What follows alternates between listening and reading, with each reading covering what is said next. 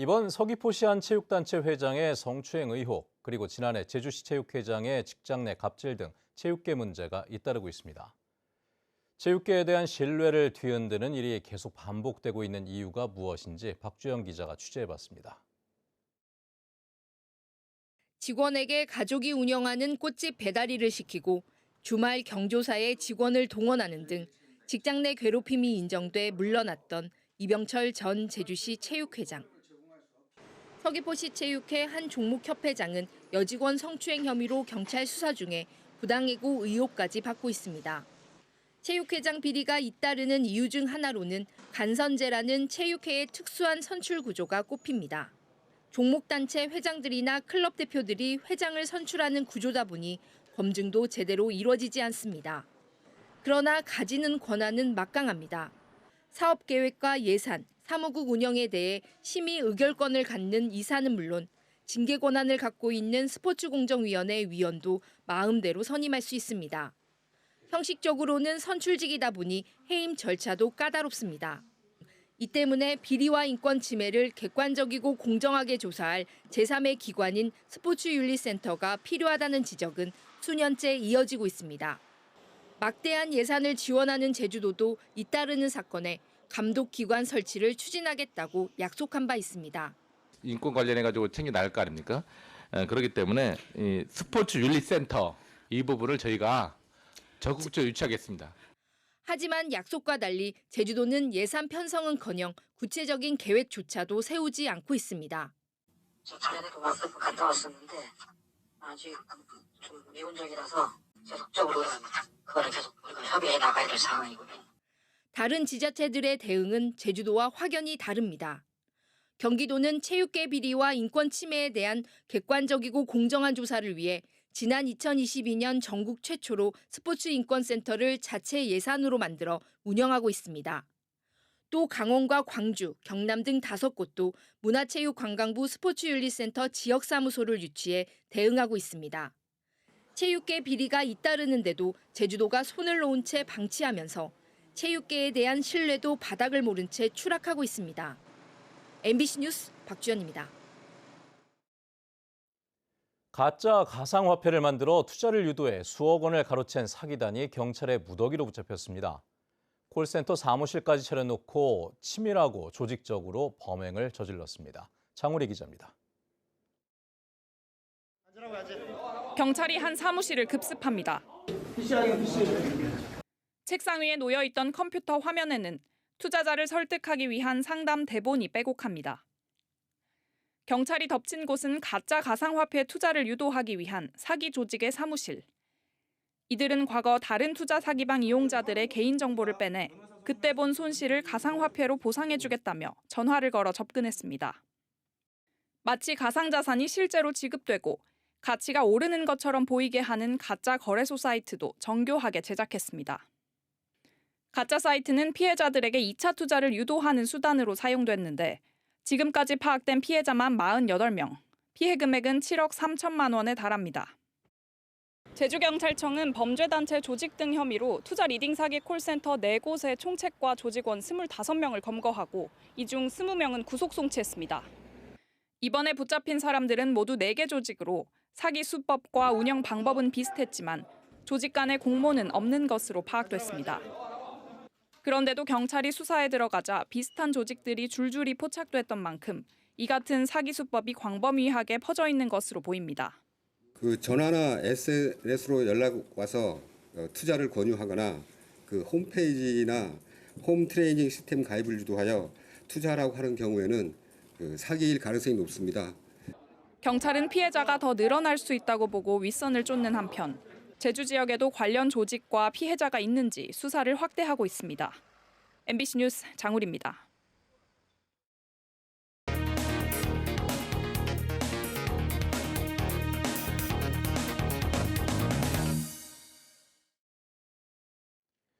두 달 전 도내 한 항구의 화로 보관 시설에서 불법으로 회를 판매하고 생선 부속물을 바다에 버리는 모습이 제주 MBC 카메라에 포착됐었는데요. 해경의 수사 결과 불법 사실이 확인되면서 관련자들이 검찰에 넘겨졌고 수사도 확대하고 있습니다. 이따금 기자입니다. 건물에서 나와 항구로 다가가는 남성.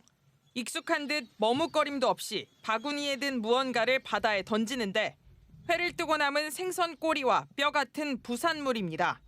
제주 MBC 보도 이후 수사에 나선 해경은 항구에 물고기 부산물을 버린 시설 관계자 2명을 입건해 검찰에 넘겼습니다.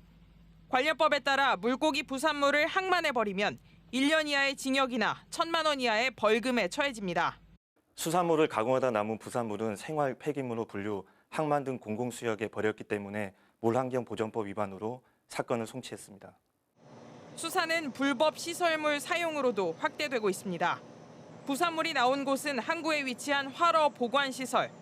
문제의 시설은 서귀포 수협이 어민들을 돕기 위해 지난 2023년 제주도로부터 항만시설 사용 허가와 6억 원의 보조금을 받아 지은 곳입니다. 시설을 지원한 제주도는 수협이 허가 조건을 위반해 지역 어촌계의 운영을 맡긴 점과 보관시설에서 활어를 판매한 점이 문제라고 보고 있습니다. 수협 측은 불법 활어 판매 혐의는 인정하지만 수협 조합원이 포함된 어촌계의 시설 운영을 맡긴 것은 문제될 것이 없다는 입장입니다. 해경은 활어 보관시설의 명확한 계약 관계와 함께 보관시설을 짓는 데 사용된 제주도의 보조금이 목적에 맞게 쓰였는지 등을 추가로 수사하고 있습니다. MBC 뉴스 이따금입니다.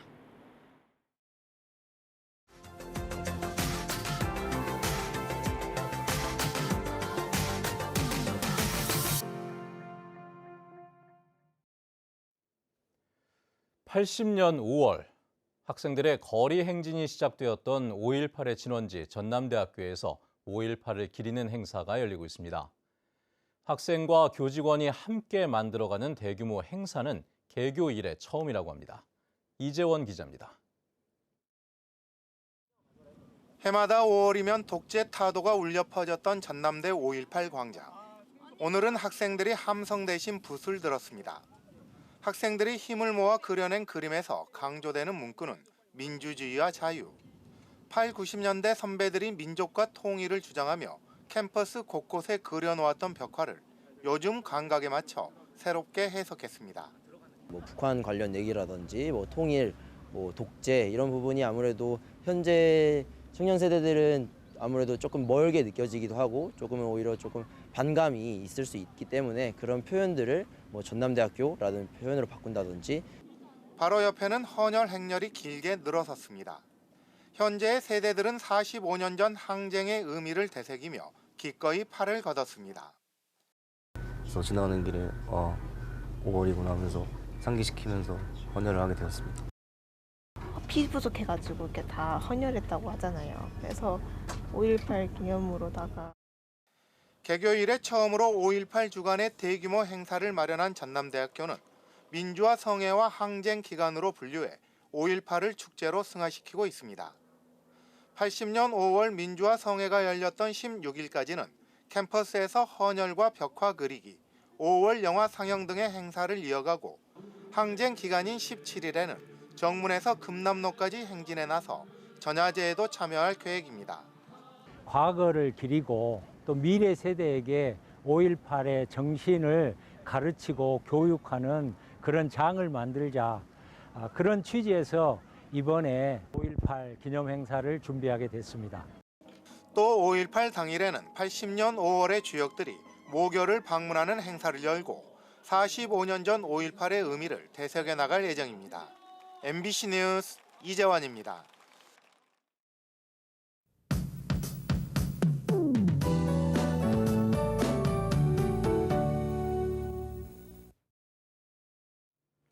네, 금요일 아침 나오실 때 우산 챙기셔야겠습니다. 저기압의 영향으로 제주도 서쪽 해상에서 발달한 비구름대가 점점 다가오고 있는데요. 오늘 많은 비가 내리겠습니다. 지역별로 강우량의 편차가 있겠습니다. 지형적인 영향으로 제주 산지와 남부 중산간에는 최대 150mm의 폭우가 내리겠고요. 그 밖에 대부분 지역은 최대 100mm, 북부 지역과 추자도는 10에서 40mm로 상대적으로 비가 조금 내리겠습니다. 비는 내일 새벽까지 이어질 이어지겠는데요. 특히 오늘 오후 시간대 강한 비가 집중되겠습니다. 제주 산지와 남부 중산간에는 시간당 30mm 이상의 매우 강한 비가 내리겠고요. 곳에 따라 벼락이 치는 곳도 있겠습니다. 오후부터는 제주 전 지역의 바람도 거세지겠는데요. 특히 남부 중산간과 산지에는 순간 최대 풍속이 초속 25m 이상으로 무척 강해서 강풍특보도 발효되겠습니다. 안전사고에 유의하셔야겠습니다. 오늘 비가 내리면서 공기질은 깨끗하겠는데요. 습해서 아침 기온이 평년보다 높게 시작하고 있습니다. 아침 현재 기온 북부 지역 21도 보이고 있고요. 서부 동부 지역 20도, 산지 성판악은 17도로 시작하고 있습니다. 낮 기온도 거의 비슷하겠는데요. 북부 지역 23도 예상되고 서부 지역 20도, 남부 동부 지역 21도에 그치겠습니다. 도서 지역도 흐리고 비가 가끔 내리겠습니다. 바다 안개가 유입되면서 가시거리가 짧아지는 곳이 많겠습니다. 오늘 바다의 물결은 오후부터 점점 높아지겠는데요. 제주도 앞바다에서는 최고 2.5m, 남쪽 먼바다에서는 최고 4m까지 매우 높게 일면서 오후에 풍랑특보가 발효되겠습니다. 주말에는 흐리다가 낮부터 차차 맑아지겠는데요. 야외 활동하기 좋겠습니다. 일요일에는 기온이 반짝 내려가서 옷차림에 유의하셔야겠습니다. 날씨였습니다. 고 노무현 전 대통령 서거 16주기 추모 행사가 제주에서 열립니다. 노무현 재단 제주위원회는 오는 18일 오후 제주시 관덕정 앞마당에서 16번째 봄을 주제로 사진전과 추모 영상물 상영 등을 진행합니다. 또 이번 추모제에는 시민과 함께 고 노무현 전 대통령의 삶을 추억할 수 있는 미니 다큐멘터리가 상영됩니다. 이훈기 더불어민주당 방송 콘텐츠 특위위원장과 지역방송 관계자들은 국회의원회관에서 간담회를 갖고 방송의 지역성과 다양성을 실현하기 위한 정책 과제를 21대 대선 공약으로 채택하는 협약을 체결했습니다. 이에 따라 지역 방송과 중소방송사의 공적 역할을 강화하기 위한 정부 지원을 확대하고 정부 광고 수수료 수익 지원과 지역 주민의 미디어 활동 참여 활성화를 위해 새 정부 임기 동안 성실히 이행해 나가기로 했습니다. 앞으로 폭우 상황에 따른 긴급 재난 문자가 추가로 발송됩니다. 제주지방기상청은 올해부터 집중호우가 내릴 경우 기존 재난 문자 수준인 40데시벨의 경보음과 함께 긴급 재난 문자를 보내는 제도를 시범 운영합니다. 발송 기준은 1시간 강수량 50mm면서 동시에 3시간 90mm 이상이거나 1시간에 72mm 이상의 비가 내릴 경우입니다. 호우 긴급 재난 문자는 작년부터 수도권에 도입됐으며 올해 전국에 적용됩니다. 도내 자영업자 수가 감소하고 있는 것으로 나타났습니다. 통계청 제주사무소에 따르면 지난달 기준 도내 자영업자 수는 10만 명으로 지난해 같은 기간보다 6천 명 줄어든 것으로 나타났습니다. 이는 지난 2018년 1월 9만 9천 명 이후 가장 적은 수치입니다. 도내 전체 취업자 가운데 자영업자가 차지하는 비율은 25%로 전국에서 가장 높습니다. 주차난이 심각한 제주시 내 공영 주차장 3곳이 유료로 바뀝니다. 제주시는 장기 주차로 인한 사유화를 막기 위해 다음 달 9일부터 제주시 2도 2동과 아라동, 3도 1동에 위치한 공영 주차장 3곳을 유료로 전환한다고 밝혔습니다. 유료 전환 후에는 평일 오전 9시부터 오후 6시까지 주차 요금이 부과되며 야간 시간대와 주말, 공휴일에는 무료로 개방됩니다. 신고 없이 중국산 식자재를 사용한 음식점들이 적발됐습니다. 제주도 자치경찰단은 신고하지 않고 중국 온라인 쇼핑몰을 이용해 채소와 녹차 등을 불법 구입해 사용한 음식점 한 곳과 중국 식자재 제조 공장에서 식자재를 밀반입한 쌀국수 음식점 한 곳을 식품위생법 위반 혐의로 적발했습니다. 자치경찰은 압수한 불법 식자재 210kg을 모두 폐기 처분하기로 했습니다. 불법으로 수입한 식자재로 음식을 만들어 판매할 경우 10년 이하의 징역 또는 1억 원 이하의 벌금이 부과됩니다. 가수 출신 배우 황정음 씨가 자신이 소유한 기획사의 공금을 개인 명의로 가상화폐에 투자했다 법정에 섰습니다. 제주지법 제2형사부는 지난 2022년 가족법인 기획사의 자금 43억 4천여만 원을 횡령해 이 중 42억 원을 가상화폐에 투자한 혐의로 재판에 넘겨진 황정음 씨의 첫 공판을 열었습니다. 황 씨 측은 이날 공소 사실을 모두 인정하면서도 법인 명의로 가상화폐 투자가 불가능해 잠시 본인 명의를 사용한 것이라고 해명했습니다.